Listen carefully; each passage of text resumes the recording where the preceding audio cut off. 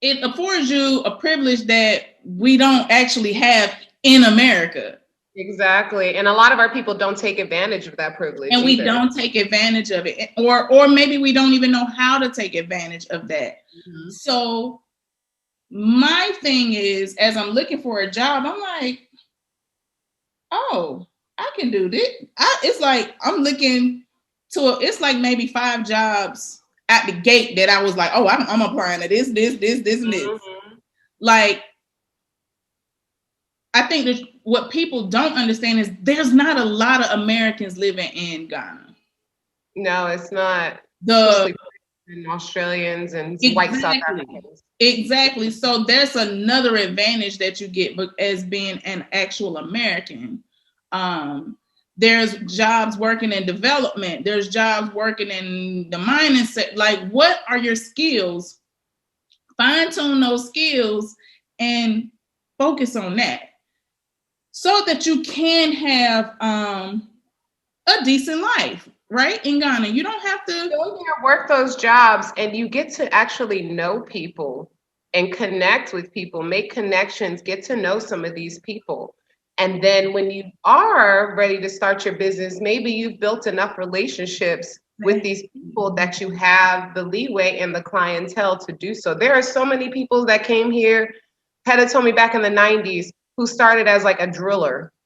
And they come and they've opened up multi-million-dollar mining companies just from the relationships they've built throughout the years and get to know the industry. People come here thinking they know what the industry needs and thinking what they think they know because they visited 2-3 times. Some of these things, a lot of these things already exist. Exactly. Or you don't know the right way to go about it. It takes years of living here to actually perfect a type of industry that you want to introduce to Ghana. Right. You also have to be prepared that some people aren't going to be receptive to that. Exactly. They're not going to want it. Exactly. You know? And I think that is one of the main things that we have to understand is knowing what the demographic looks like. And knowing what, I don't think many people do the market research it takes to kind of get an understanding like, I want to do this business. Is this a business that I can do in Ghana? People come here with the tourist mindset and they keep that tourist mindset a lot of times. Yeah. Wow. They do. That's a good way to put it. Because you see how some people comment in some of these groups, they call Ghanaian people natives and stuff. That is so offensive to me. It is. And I'm not even Ghanaian. I don't like seeing that. And I don't like when people say locals either. Like, it's weird. I don't like that either. So, and they're like, get you a local buddy and da-da-da-da-da. And I'm like, that is so cringy. It sounds very Massa-ish. Yeah, colonizer-ish. Yeah.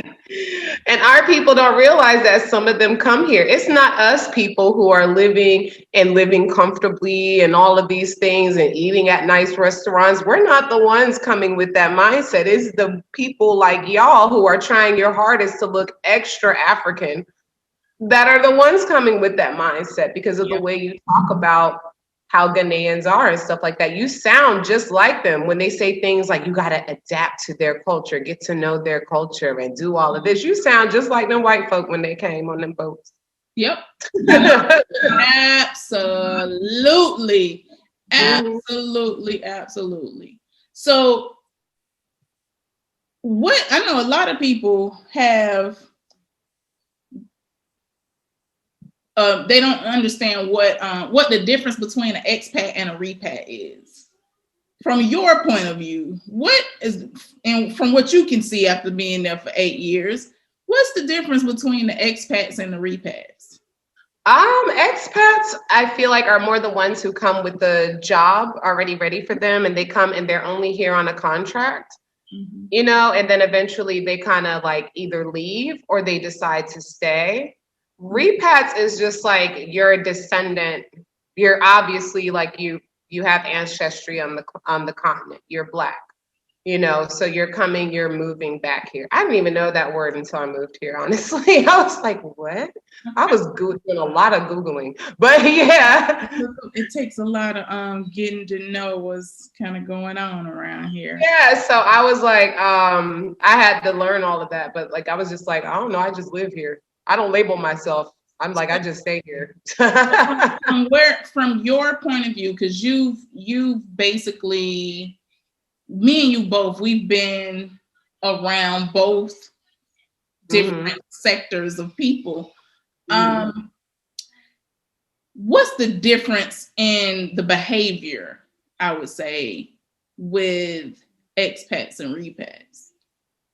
Within the Black community or in general? In general, like as far as expats and how they treat Ghanaians and repats and how they treat Ghanaians.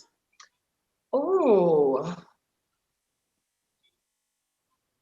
That is a good question because I'm trying to think. I've seen it on extremes on both sides, to be honest. Like I don't really know a lot. Like I don't be that super close to people where I know how, like, especially with your staff, because that's a big indicator for me. How you treat people around you and stuff like that kind of shows me. But I've seen some that talk on both sides that talk about Ghanaians as if it's like they're natives and we're in their land and like they get on my nerves, they're this, and they'll say like derogatory comments about them. And then you have some that are kind of like, where they're kind of like, you're in their country. You have to respect what they do and what they say. And this is how they live. This is how, you got to respect it. You don't have to like it, but this is how it is. I've seen it on both sides, honestly. So yeah, there's not really, I wouldn't say there's much. The only difference is that a lot of white people, they come here with the white guilt and they feel bad and they tend to overpay in that sense. Like, I mean, on an extreme like level where they're like, oh my God, they can't live off of like, they convert to their currency. And it's like, just because you can't live off of that does not mean they're not very comfortable with that. You have to understand the economy as well. So, yeah. So back to that, because that's a whole other thing. Like, people tend to look at the amount of money that people make in Ghana versus the amount of money you may make here in America, and they just think that it's just so terrible. Granted, to me, it is. For somebody like me, it is bad. It would be hard for me to live off of that type of money. But from my point of view, once you've gotten your place, you got everything you need inside of your place and everything, you're able to be comfortable. It's really only so much that you need monthly. So on average, how much do you feel like you have a family of, it's 5 of y'all? 4 of y'all? Yeah, including the nanny. Yeah, it's 5 of us. So it's 5 of y'all. On an average, how much does it take for you all to be able to continue to be comfortable? On a month-to-month basis? Yeah, like honestly, my budget every month is around 5,000 cedis a month. Which is like $1,000, right? Yeah, a little under $1,000. And that's like, I mean, going out to eat, you know what I mean? Uber, because I take Uber. My husband works overseas. So it's like I take Uber, going out to eat, buying something here and there, groceries, the nannies pay, like her pay, and all that stuff where I, have a little change left over and stuff like that. But that's what we usually use to be very comfortable. I mean, like very comfortable. But in this same house, this house is 5 bedrooms, I've been able to crunch, because everybody have a little crunch time. I've managed, like, I've lived off of like 2,500 cedis a month. Okay. So like $500. Yeah, because it depends, like, back on, like, it's like, okay, we ain't doing X, Y, and Z this month. We're not going to go out to eat and spend X amount every time we go out. We're going to lay low, Right. And considering what you all just we're in this pandemic time. Yeah. We were on lockdown. Ghana was on a serious lockdown for a while, so you weren't able to go anywhere. It really was taxing on a lot of people's finances. So how were you all able to manage during COVID time, during lockdown time? Oh man, it was insane. So we had actually just come back from a month-long trip in New Zealand. And we flew back in a month later, like no, a week later, it was like they locked down everything here. And my husband hadn't worked since December. That was the last time he worked. But we manage, I get money from alimony, child support, that sort of thing. Those things work in Ghana, actually. Yeah. All of this was Ghanaian courts, by the way. So I always have that. But we also have credit cards in New Zealand and savings. We don't spend crazy, you know what I mean? So we're like, even when we're in New Zealand, we didn't spend that crazy. So it was kind of like when we came back here, it was like we were able to be okay. Now we weren't able to spend like 5,000 like CDs a month. We cut back a little bit, but we were actually okay. We were quite comfortable. Like we couldn't go anywhere, so we weren't spending on anything. You know, we did. I think we ordered takeout like 2 or 3 times, but yeah, we were mostly home, and I shop in bulk too, and I buy in bulk. Like in our group, I posted links to where you can buy a lot of these foods for a lot cheaper than you get in like major grocery store chains here. Right. So we managed okay. Good. We did okay. Good. So go ahead. No. I was like, woof. Thanks. So I know, right? So to me, what I really wanted to be able to do at our conversation here is to kind of give some insight on just real day-to-day living in Ghana. You have two of your children are there with you. Yeah. And they're both school age. They attend local schools. They don't go to international private schools or whatever. About how much does it cost for your children to go to school? Per term? Okay, so for Lovey, she's 5. So terms here are every 3 months. So every term I pay about 815 CDs for her. And for Kwaku, I pay about 915 CDs for him. Okay. So I think it's total like 1,700 or something like that per every 3 months we pay. Okay. And we pay like a feeding fee, because if you don't want to pack your kids' school lunch and stuff, they feed them there. And I don't pack a lunch because I need, especially the boy, I want him to be eating local food because he acts funny with food. So they'll eat local food there. And I pay like 40 CDs a week for their lunch. Like, so 20 CDs each. And their transport, because if my husband is here, he'll drive them. I still don't drive here. But I pay so my Uber fee is maybe like to pick them up. The nanny gets them ready, drops them at school, and then the Uber takes her back. And then in the afternoon, the same thing, either her or myself will do it. And that's about 100 CDs a week. Okay. So about 400 to 500 CDs a month, depending on, what kind of long month it is. Right. Okay. So, outside of school fees, like activities, I know your children take swim lessons, which is, I know, one of the main concerns for a lot of the women moving with children is what activities are there for their children to do. And I know there's one of the sisters who I'm really close with.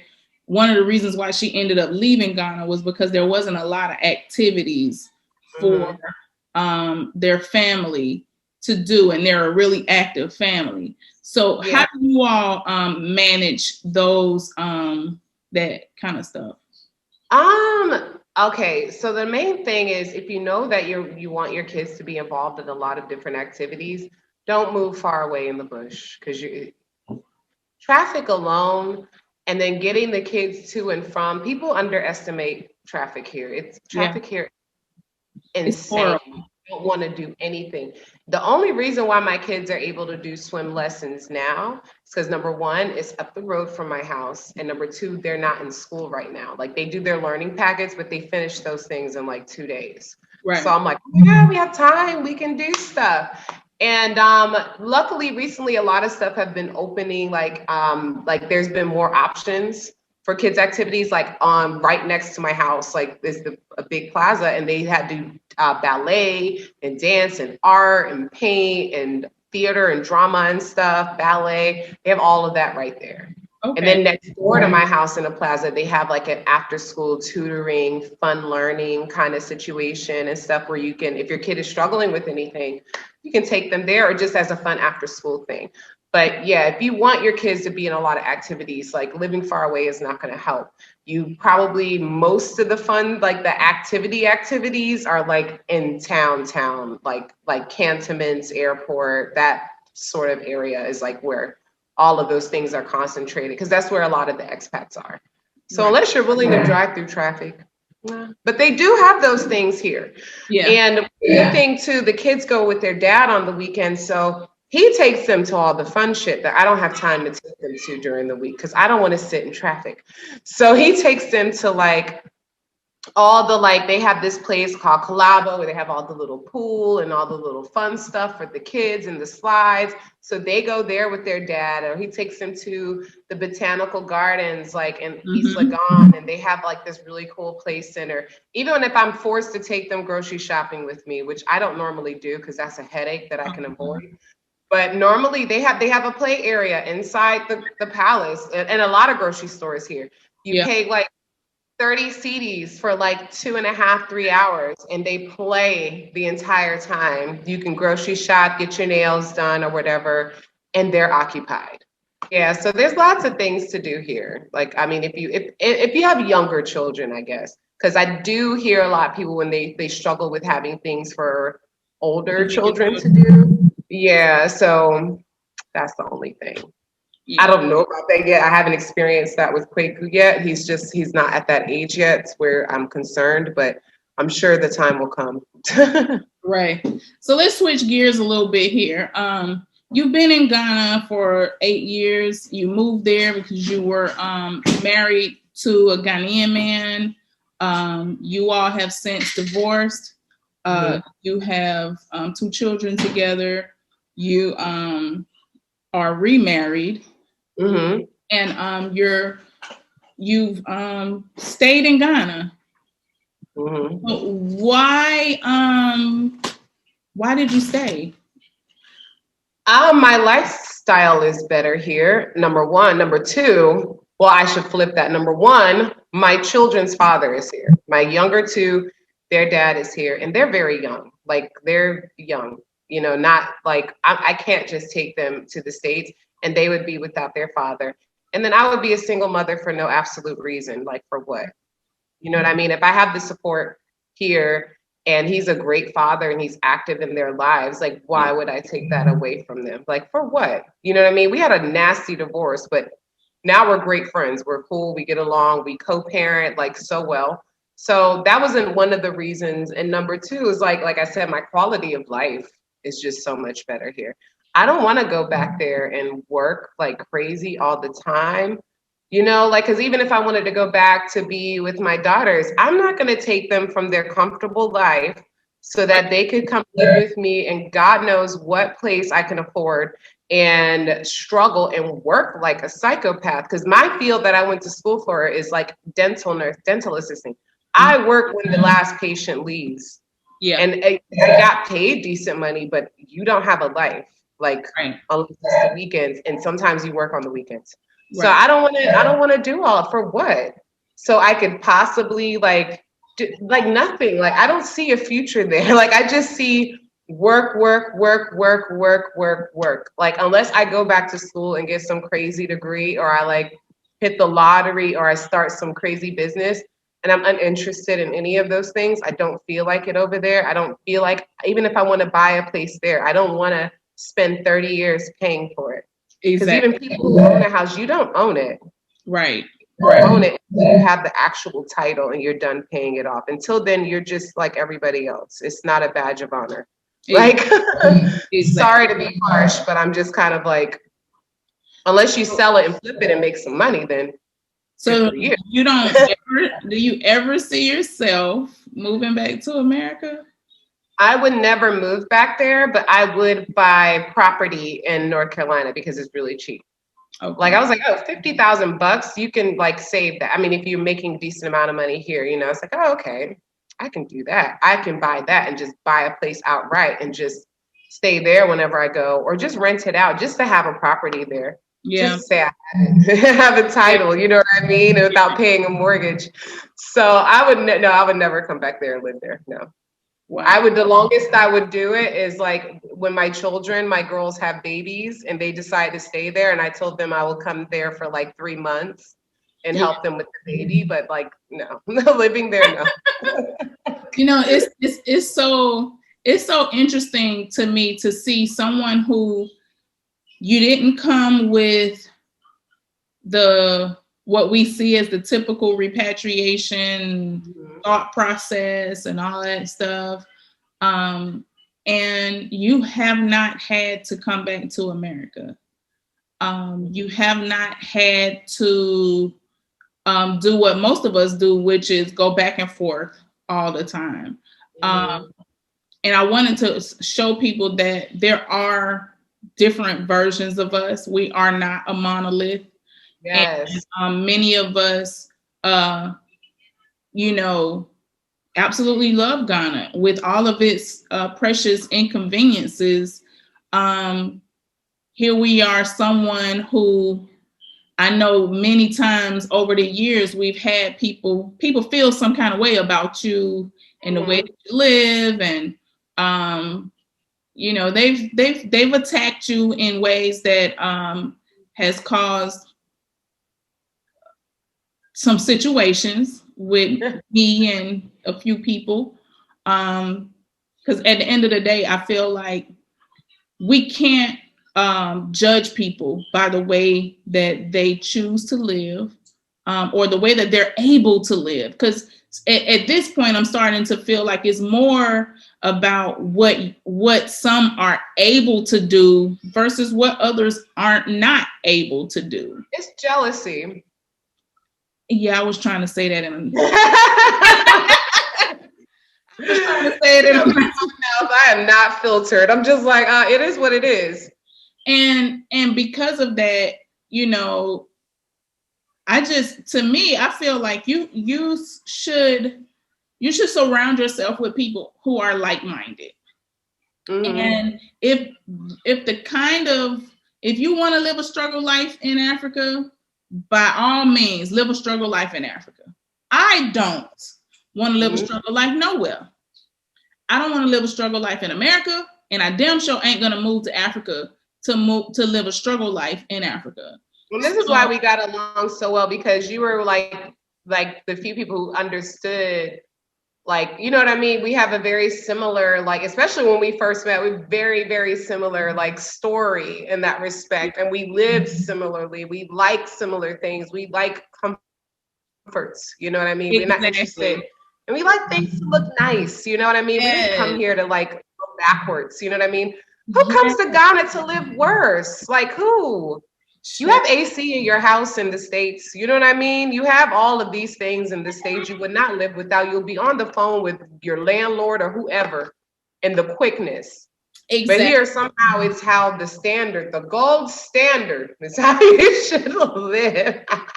It's really weird, but I'm just, you know, to know so many people who I'm fortunate enough that I've been able to kind of get a sneak peek at both sides of this thing. And for me, it's a no. It's a hard no. It's a hard no. Like, I am not doing it. And here in America, I live really comfortable. It's not as comfortable as it is in Ghana to me, only because I don't like that hovering oppressive feel that we have. Yeah, the heaviness. even right now, my arm, my neck is tight, my shoulders tight, my back hurt, like all of the tension, I feel it in my body. You don't realize you have it until you come here and go back. You don't realize it because we get so used to it being a normal way of living. So where once you don't, I don't see how people can want to do this. Like I'm literally every day I'm like a mad person. Like, okay, I'm trying to get deals worked out. I'm trying to make this happen, trying to make that happen. I'm trying to get it together so that we can get when we go this time, we don't get stuck. Thanks to COVID, I got stuck again. And so here I am getting, having to be here for so many months kind of put us in a position. I mean, you spend a lot of money being here. Yes, you do. That's why I don't get the concept of coming there and making money and sending it back, because I'm always like, but it costs more to live over there. It costs so much money to be here. But I get it if you have the right mindset, because it works for us because we both come, like I haven't paid a car note, or we haven't had a car note since 2012. It's certain things that I refuse. Oh, okay, I can see it that way. Yeah, because I kept looking at it from how I was living there and like here, and I was like, how? The truth is, if you strip away a lot of stuff, it does make it's very helpful because the dollar goes a long way there. So, like for instance, right now, my husband, we've been here since December. My husband is in Ghana right now. He bought some more land and is preparing to do some stuff before he leaves to come back before Thanksgiving. But I don't know if we would have been able to do that if we had just been in Ghana, Yeah. So yeah. It's and also with my husband being Ghanaian, and he was an entrepreneur there. It's not like he was able to come to America and get a job. Yeah, exactly. So it's kind of, we're both entrepreneurs, so we have to make it happen. Shaking. So and a lot of times that isn't as easy as we would like it to be, but we get closer and closer to not having to be here. I'm looking forward to finding either a job that I could be doing in Ghana and making really good money, or something I can do remotely so I can just get from here, because the stress of it all is starting to, me, I done been here it's been almost a year now. And I'm because you were here December, wasn't it? Yeah. It went so fast, right? It did. Like I literally was just in Ghana in December. I've been thinking it was like 6 months ago or something, or 5 months ago. It feels like it's only been just a few months ago, but I saw you in December. It sure was too. That was things happening in Ghana back then, child. Yes. I ain't going nowhere this year. It's too much COVID. The COVID cases are going up here. Yeah. So I just, is there any other misconceptions we need to address? I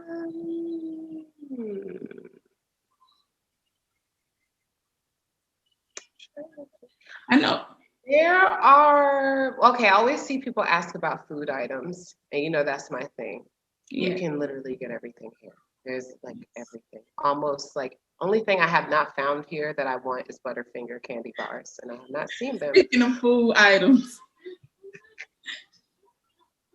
did you see there's this YouTuber who moved to Ghana and had been there for maybe a month, and she was on there talking about how her husband, I guess, they were that crazy lady. Yeah, coming back to America, she can't get no snacks and ain't no snacks. I was like, where are you? See, this is what I tell people. Where are you going? Who are you hanging out with?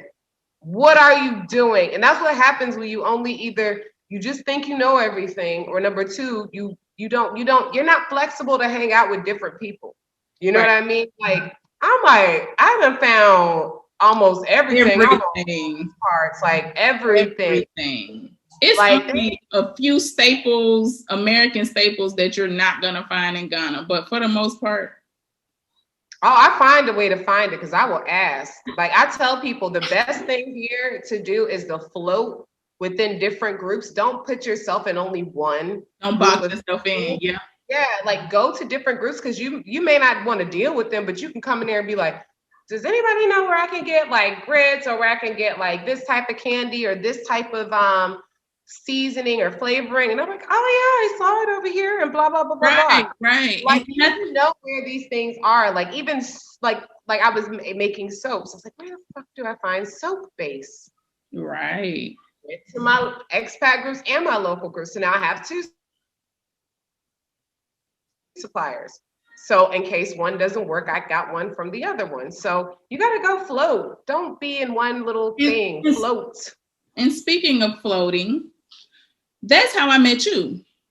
I met you via an expat group. I don't know. I mean, I'm sure we probably would have eventually met, but I don't think we would have met as soon if I hadn't been a part of the one of the expat groups. We won't call their names, but yeah, one of the expat groups. So yeah, we have to pay for adverts, but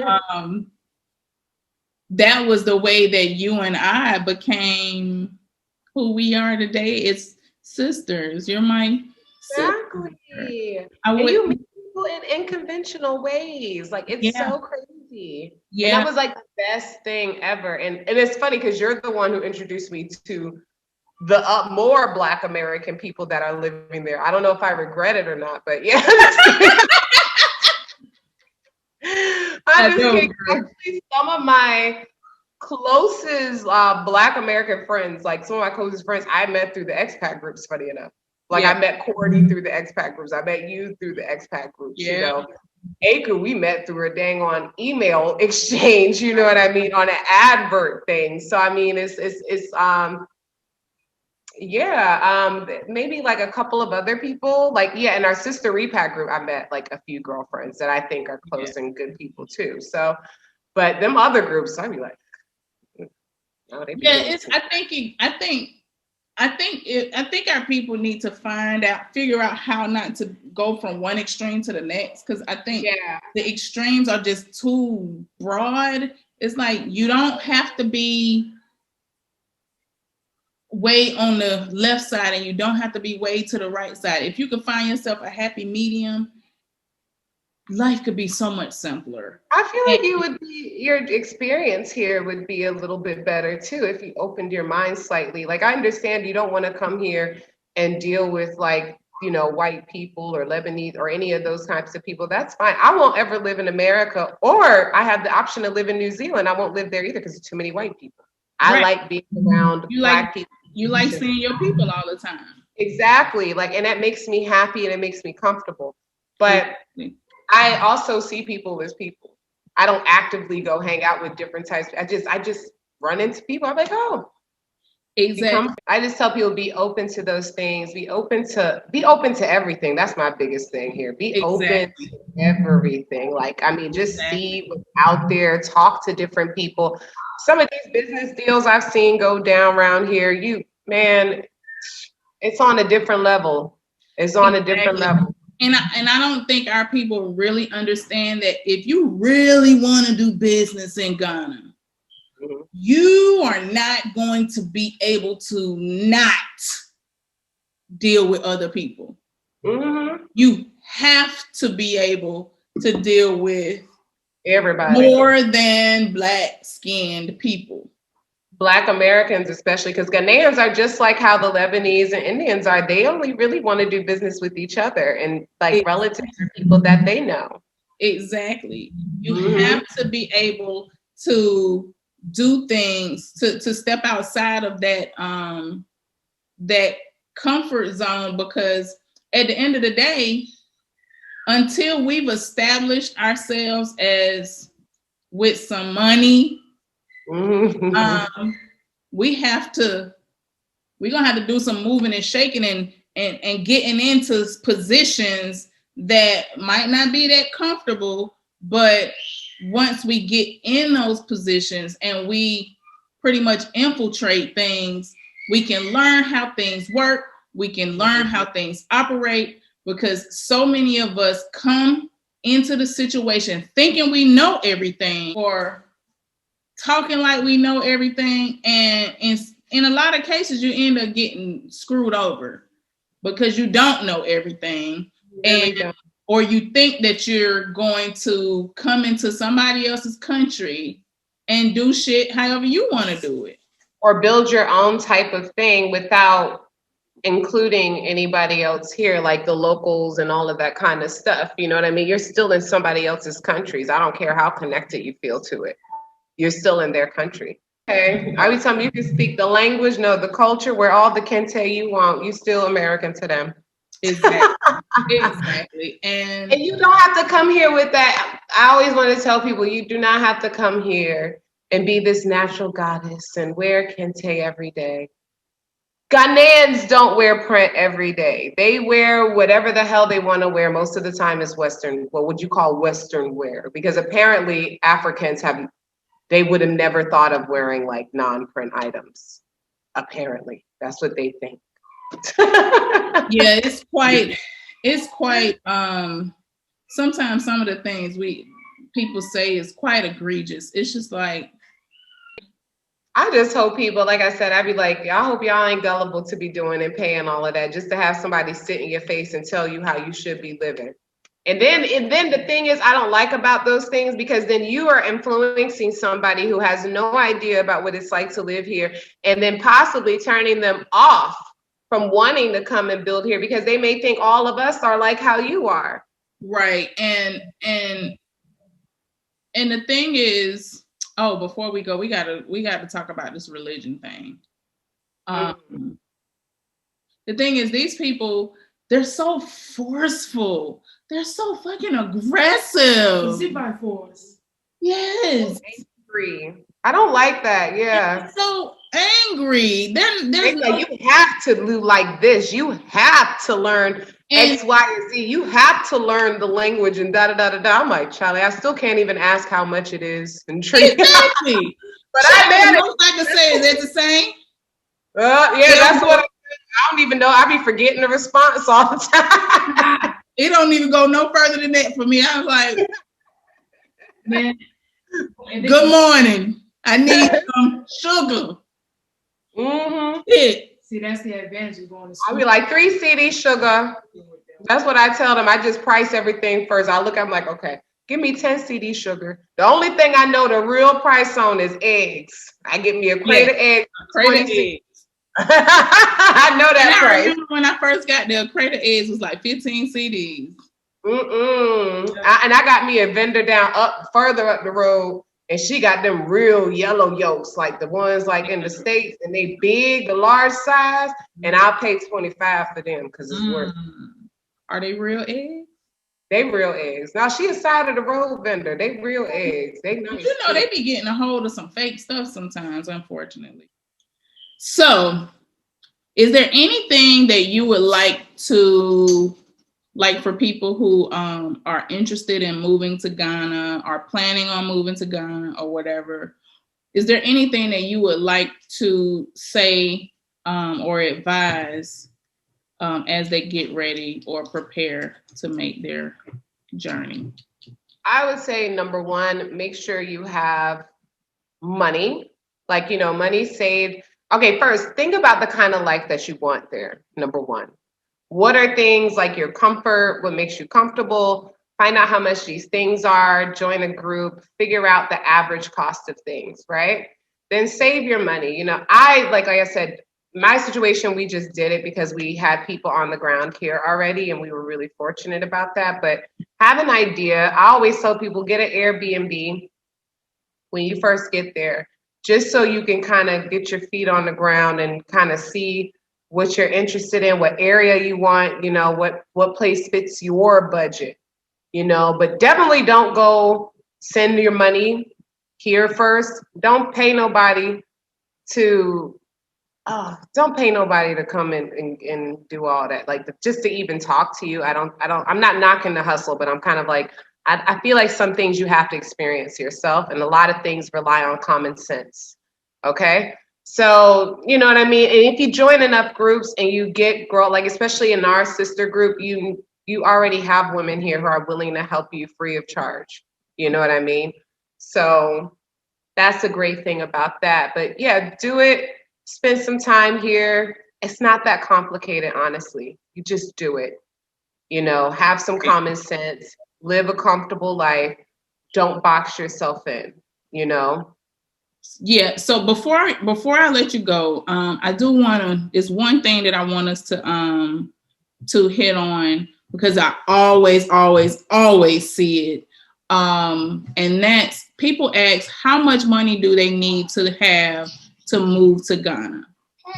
I know my answer is, but what is your answer to that? Because I'm never really able to answer that. It depends on how you want to live. It's honestly how you want to live. Like there's groups of us who live a certain way where it's very, very simple. You know what I mean? I don't ever say local. It's a simple lifestyle. Right. I prefer to be very comfortable like yourself. So it depends on what your budget is and how you want to live and how long you plan on going without work. Like, for example, my ex, he's fortunate that he's able to work from home. He still works from home. Like he works online and stuff like that for the company. If you have a job like that, you have a steady stream of income, then you don't have to come here with a huge thing of savings, Right. But if you're coming here to scope it out and then start a business, then I would say the smart thing to do would have a year's worth of savings, just to cover outside of your rent. Yeah, outside of what you would like pay for your bills month to month, I would say have a year of savings saved up based off of the lifestyle that you want to live there, because you don't know, like, you need to have money in case you got to fly back home, medical care, in case your business fails. Like, I honestly, I don't recommend people coming here to just start a business off jump. Like I agree. Advice, I'd rather people come here with enough savings, visit a few times and make your connections that way, or have a job already here, or a job that you work for and you're able to work from home here. Right. But I don't believe it's realistic to say you're going to come here and start a job like right away and you don't have any connections or any lay of the land of how it works here. Right. So in closing out, I would say you need to have money for rent, a year's worth of rent. A lot of people see prices online and they freak out. And we're here to say that those prices online are for people who can afford that. Company that can pay for those things. They have companies who pay for that kind of stuff. You can find rent in Ghana for, I paid rent at our first place. We paid 1,000 CDs for a 4-bedroom, 3.5 bathroom place. That's not uncommon. Yeah, that's really common. Like even my last place before here, it was 1,000 CDs as well. And it was a little further out, but it was a 5-bedroom on one like compound or whatever. You just have to know where to look. Like I went on Mikasa.com. I went on a few other places. Look at the map. Right. All it takes is looking at the map. You see Accra. Look at the different suburbs that you can live in. Even on the road, like I live near Spintex. There's plenty of affordable houses around here too. And this is like a really, like if you want to buy a property, it's hella expensive, but rentals, they're still pretty reasonable. Right. Look at places that maybe you have to travel to get to. It's not, traffic is just something you have to get used to. But it's just so but yeah, housing. So you have to have your rent for a year. So I would say I would pay for 2 years just in case. 2 years. We paid for 2 years initially. So 1,000 CDs a month for 2 years, or let's just say on the highest end, you pay 2,000 CDs per month for 2 years. So you got 2,000 CDs a month for 2 years. You have your if the place is not furnished, which most of the time if you want to pay the lower end of the cost, you need to find a place that's not furnished.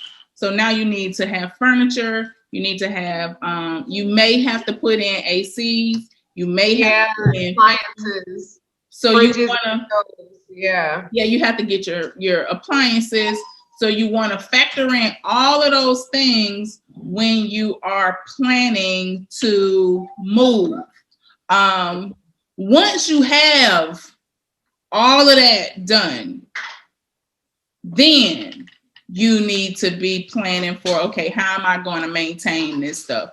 Because most of us don't know what it feels like to not have to pay rent every day. Or every month. So the freedom of not having to pay rent for 2 years could also give you that freedom of trying to figure out, your life, explore the business and jobs and all of those kind of things. I feel like once that rent is paid, you're pretty free to do what you need to do. But you have to have, like you said, those savings to be able to navigate until things kind of level out. And be smart. Be smart. Don't be giving your money. Don't invest in every single little thing. Don't do any of that. Literally just chill for the 2 years or a year. Give yourself a year. Chill. Walk around, learn, socialize, learn, get connected with like people in positions of power. Because people don't understand in Ghana, it's not like in the States where it's not often you're going to meet the restaurant owner or like a politician or like a head of police or anything like that. Those things are kind of sort of out of touch for us over there. But here it's very common. Like you can meet anybody anywhere, like, and be friends with, like, you can be having a beer and you're hanging out with ambassadors and stuff and you don't even know it. Like, be open to socializing, because that's how a lot of people get some of these big contracts and jobs and things like that, is socializing with proper people and being seen, even though people don't like to say that, and I kind of don't like to say it, but being seen with the type of people that look like they're serious business people makes a difference for you as well too. Religion. The religion thing is a big issue I see a lot of these people have. A lot of people talk about how, Ghana love white Jesus and all of this stuff, and white Jesus this and Jesus that, and Christianity this, that, and the third, and whatever. My whole thing is, not one time in Ghana have I ever felt pressured by anybody in their religion, be it Muslim or Christian. I never felt like people were in my face trying to make me go to church, and I never felt any of that. And maybe it's just me, but how has that been for you as far as religion and stuff? I was really lucky. Like I said, my ex is Ghanaian, but he's not religious either. I'm not very religious. I didn't feel like it was necessarily like, you need to go and find. I mean, I've had that said to me before by family, relatives here and stuff, but it wasn't like, I'm going to take you to church and you must go to church. And if you don't go to church, X, Y, and Z is going to happen to you. Ghanaians are actually kind of chill about that. Like, they're not very aggressive with that kind of thing. I mean, but you will find it in the schools and stuff. Like, it's very difficult to find a school that doesn't teach religion. I mean, that's just the thing here. You're in their country. They're religious here. You just either got to roll with it. You know what I mean? And you don't be disrespectful about it. Don't be disrespectful. You just have to respect what people need for them to process the world that we live in. Maybe you don't, maybe you do. But if it's not affecting your household, Who cares? I think I kind of wonder sometimes, like, what do people, when people are coming to Ghana, I kind of wonder what is it that they expect from colonized places. Yeah. They expect that they're gonna see people standing on the side of the road doing voodoo or something. I don't know what is the expectation. Like, It's the romanticized view that a lot of people have of moving here, that a lot of people fuck it up by posting and saying only the greatest things ever. Because we have two extremes. We have the people who talk about how horrible it is here, and we have the people who make it seem like it's some sort of utopia. right? You know what I mean? So, and people don't really, they don't talk about the amount of foreign influence we have here. They don't talk about how holidays are a really big thing here. Like, I was surprised reading that thread. Like, people literally thought that we don't celebrate Christmas here. I was like, what? Right. I was confused too. I'm like, what? Like, this is not like old African traditional, like where we do like back in the day ancestral type of. They don't really know. It's very. It's a city. It's modern. And we have Burger King and KFC. I eat there all the time because I'm fat. Like, I love it. But you know, I think that and the truth of the matter is, if we just keep it real, most Ghanaians who are even Christian and Muslim that I know, they also have a level of traditionalism that they still practice regularly. It's just not something that's in the forefront, you know? Yeah, it's kind of like people like Creole people and things like, or like people in Haiti and stuff, they still have an element of their traditionalism. They don't really talk about it in church, but they believe in that stuff internally. They know, like, they're like, don't mess with it. Oh, like being pregnant, don't show your stomach, and, you know, hide away for a few minutes. So someone with bad spirits and things like that. And it's very similar to what we learned in the South. You know what I mean? I mean, we talked about that, like certain things you don't do. It's like how, for instance, you can't get fish on Tuesday in Ghana. You can't fish, and you can't get fish. And that's a traditional spirituality thing. It has nothing to do with Christianity at all. Yeah. But everybody abides by that.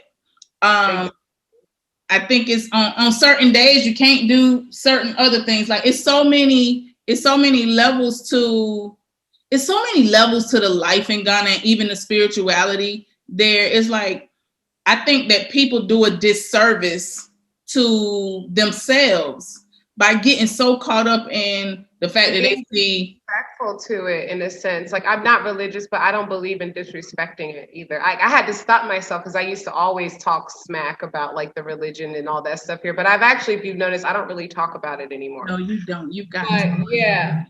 Yeah. And so, but I also have to ask people this, you know, these people, you'll go to like these Arab countries, you have no problem wearing a veil or any of those things because you understand that that's part of their culture. What is so difficult to respect about the fact that it's here? Yeah, we don't like it. We know the implications. We understand these things. Yeah. But you're not going to change it. No, you're not. These people believe in this thing so hard. They're very, very passionate about it. Even if you see the hypocrisy and all these things, let people live. Let people it does nothing to you. Only time it's annoying is when I hear the church and I just shut my window and go back to sleep. Exactly.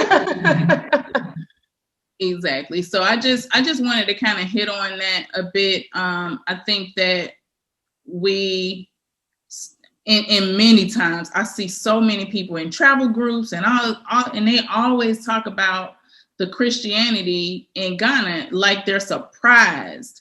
And I'm like, how are you surprised? Like, these people Ghana has only been technically free for like 63 years now. Mm-hmm. I'm like, I think some in the 60s, yeah, something like that. I mean, come on, y'all. We have to. I'm trying to remember. I'm like, we have to not romanticize the idea of moving to Africa. They There, think it's like a Black utopia or something like that. I feel like that's what the impression I get. And they're like, I was like, why are you so upset at people who shop at Palace or at Koala or ShopRite when in the States you love Walmart, you love Target, you love Shoppers, like all of the big grocery stores. They're not owned by us, but you go there religiously. they're not. It's the same thing here. It's the You know what I mean? And like, I don't like it when people come with the mindset that you only have to buy a certain way. I only do market. I only do this. I only do that. And but the you thing don't have is, to. if we don't get ourselves in position to actually be the owners of those things, then we're going to continue to have to buy from other people. But exactly. You can't do that by being cheap and not wanting to even support your own people, asking for discounts all the time, saying stuff is too expensive. Like even food, I've had people, I offered to make someone, they were like, no, that's too much. And I'm like, well, this is it. You're not getting a discount. Like, you know what I mean? Like, this is what it is. This is how much it costs me to do this. And this is my time and my labor. You know, but for something, an actual thing, not for talking on Zoom. Exactly. Not right. So, you know, I just kind of, I'm happy to talk with you. So many of the misconceptions I think that people have about moving and living in Ghana and day-to-day things and simple things. And also property too. Besides, like, you can get stuff cheap. I don't like when people think that everything has to be cheap here. I hate that. That drives me crazy when people say, I ain't paying that kind of money over to no come. Because there are people here that will pay that money gladly, clearly over. So since you brought it up, I just popped in my head. I have to say that. You know, there was one post that I saw where this lady had, she was trying to rent a place in Cape Coast. Yeah, that's like, the one I'm talking about too. Was it like 7 or 10 bedrooms? $1,700 a month. And it was like $1,700 a month. And it was it 7 bedrooms? Something like that. Yeah, it was like massive. It's like a huge house, and they want like $1,700 a month, and on the beach. On the beach, and you're talking about that's too much. And literally, there's a whole thread of hundreds of comments saying that it's too much money. And I'm like, what? It's just so over here. It's so shocking to me that I don't understand. I'm literally saying, okay, so how much do you think you should pay for a 7-bedroom house on the beach? Please tell me, how much do you think you should pay for that? Not that. They don't want to pay that kind of money. And I was like, you don't understand about these things. And the thing is, they'll complain about it not being complete. I was like, well, you don't understand how rental transactions here work sometimes. Now, I can't use that as an example so much, but a lot of times you can see a place that looks amazing and it may not be done, but they use that money to finish it for you to come live there comfortably. Right. Sometimes. I mean, but then again, like I was saying in that same post, I was like, don't rent nothing from no damn internet unless you're doing an Airbnb on the Airbnb website. Don't be renting nothing online at all. Exactly. And even the Airbnbs on the Airbnb website, you have to be careful of, because it's not like they vet those places. You actually need to, I think that is where the networking part comes in. So you can say, hey, has anybody stayed here before? Do anybody know these owners? Exactly. Because at least if something happens, you can complain or get your money back. You know, when you're sending these mass people and people send anybody, people like, oh, my Ghanaian friend will hook you up. And then they sending it to their friend and then they making a cut off of it. Like, it's just a whole thing. I didn't have to do any of that, man. Like, I be telling people, in the hotel I stayed at, you book it online. We call them, it's a reputable hotel and stuff like that. Like, stay at reputable places. Yeah, for us, we lived in a hotel and for the first couple of weeks, and Mm-hmm. then we stayed at a friend's place because we were still looking for a place. It took us a good month to find a place, and my husband's got in, and we were on the ground. But it took us a good month to find a place because, going from place to place to place and finding that thing that worked for us. Yeah. Both of us, because as an American woman, there are some things that I do require, and I'm not going to not have it. Period. So water, hot water. And I have a hot water in my kitchen. I don't even feel bad about it because I want to wash my dishes in hot water. Thank you. So I just want people to understand that the level of living in Ghana does not have to be subservient. It doesn't have to be destitute. It doesn't have to be, and it doesn't have to cost you an arm and a leg either. You don't have to pay $4,000 a month to live in a nice place. You don't have to pay. Unless you got it like that. Unless you got it like that. But if you don't. It's plenty of us who live very comfortably, and we are not spending thousands of dollars a month to rent really nice places or whatever the case may be. It's just eat nice, or have nice groceries. Like I tell people, they're always worried about finding stuff, and I'm like, you can make a lot of stuff yourself. There's a Ghanaian lady that makes handmade pastas. She's married to an Italian, and she'll deliver. She makes cheese. You know what I mean? Like there's all of these little niche thingies that are popping up in Ghana that you wouldn't know about if you only put yourself in one box. Yeah, absolutely. Absolutely. See? Yeah. Any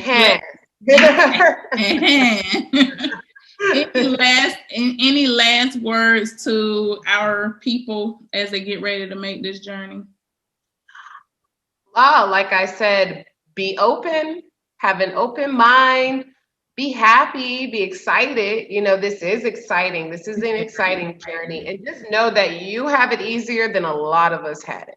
You have a lot more resources. Ghana is popping right now. There's so many things that you're not going to miss because it's all here now.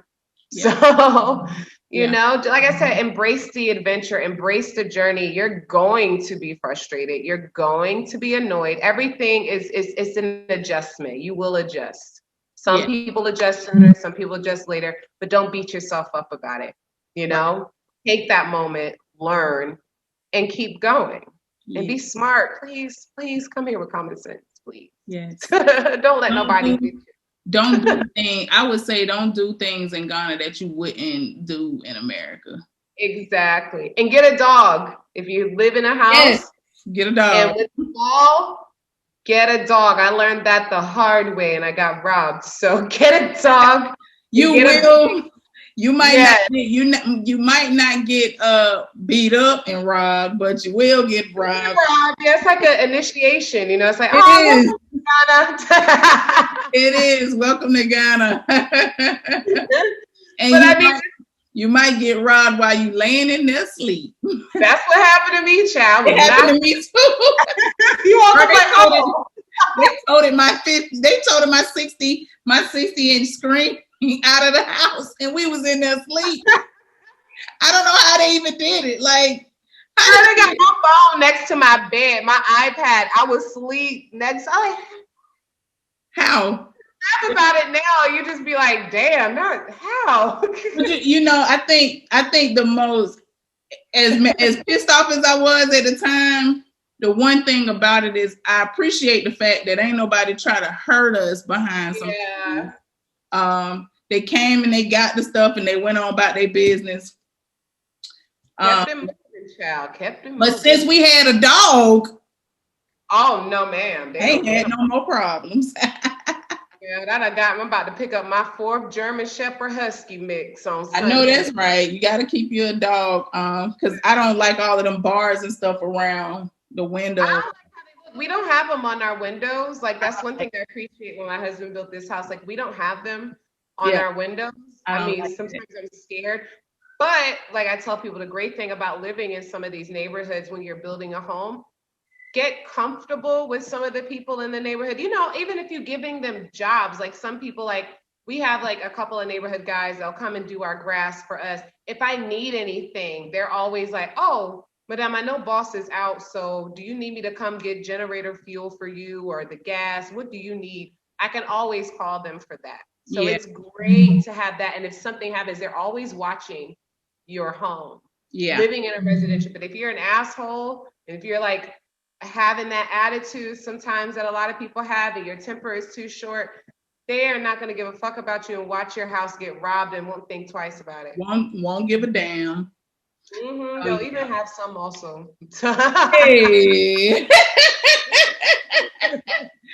So with that being said, you know, just make those connections, build that community. Oh, I'm sorry, before I let you go, that's actually what my husband is doing right now with the land that we just bought.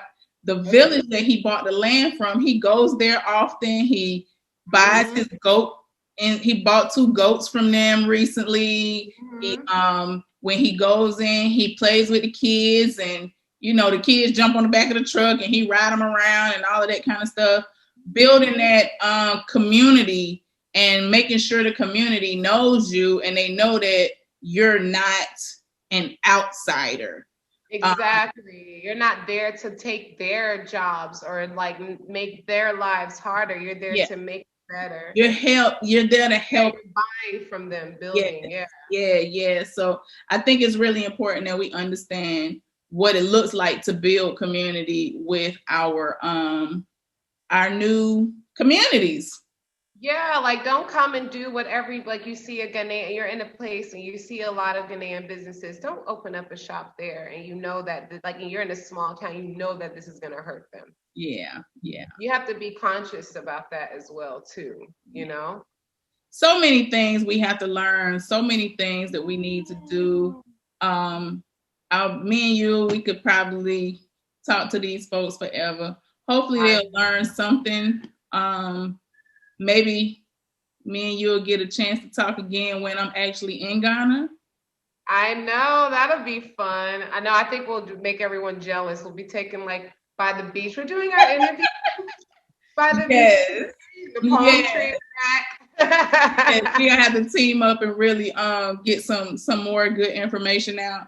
But yeah, we can even do walkarounds too. Like we're like how-to videos and go around and show these people like the realistic way. The realistic stuff. Not on the expat budget, you know? Yeah, that's my my hope. And you know, I intentionally I try not to be too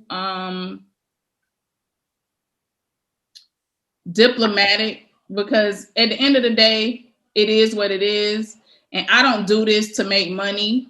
I do this to push real information out. Like, I'm not getting paid. YouTube is not paying me. Yeah. YouTube is not going to pay me because I'm not going to sensationalize Ghana. I'm not going to make it better or worse than it is. We're just going to tell the truth. And that's why I do these videos, because I see so many people who aren't being completely honest. They give partial views. Either they're trying to make it seem much worse than it actually is, or they're trying to make it seem much better than it actually is. When we do have our issues, but overall, there are many of us who have been living in Ghana for a very long time, and we absolutely love it and wouldn't give it up for nothing.